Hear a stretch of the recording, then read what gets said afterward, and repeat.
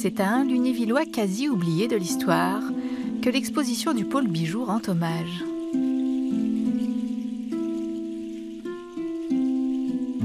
Maintenant, on l'appelle Nicolas parce que déjà, d'une part, c'est plus simple et d'autre part, c'est vrai qu'il nous devient un personnage complètement familier, quoi. J'ai simplement fait une recherche lunévilloise célèbre. Je suis tombée sur une liste dont Charles-Nicolas Sigisbert Sonnini de Malancourt. Et la seule chose qui était dite, c'était collaborateur de Buffon. Son père est le liquoriste officiel du duc Léopold. Dès 14 ans, Charles-Nicolas entame une correspondance avec Buffon, le célèbre botaniste. Il embrasse la carrière militaire pour les voyages. À l'issue des premiers en Guyane, il ouvre une route qui permet de relancer le commerce du cacao et de l'indigo et rapporte sur son bateau plantes, épices et oiseaux rares.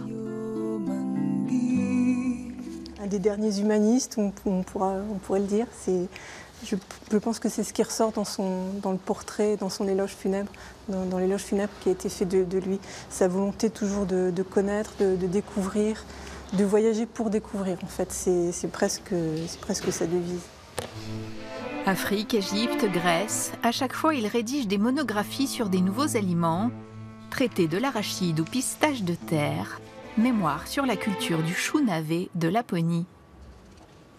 Pendant ses voyages, il pense à la Lorraine, son territoire de naissance, aux agriculteurs lorrains et aux difficultés météorologiques de la Lorraine qui font qu'il faut amener des choses qui vont nourrir le peuple.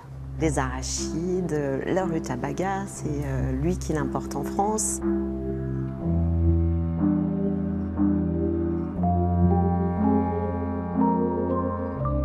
C'est toujours un enchantement, mais là, on voit comment chacun interprète les choses. Alors, ça va être des fleurs, ça va être des fruits, ça va être des racines. C'est vraiment l'imagination des créateurs est absolument débordante.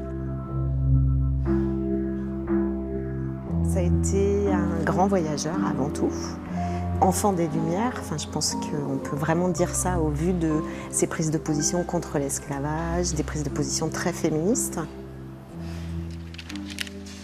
Voilà, ici, l'intérêt qu'il porte à l'accouchement d'une femme grecque de l'archipel. Visiblement, le fait de décrire et de représenter était très, très mal perçu. Sans argent, à la fin de sa vie, Sonnini va suivre un prince moldave qui lui confiera l'éducation de son fils, mais s'avérera être un escroc. Il succombera à la fièvre peu après son retour à Paris.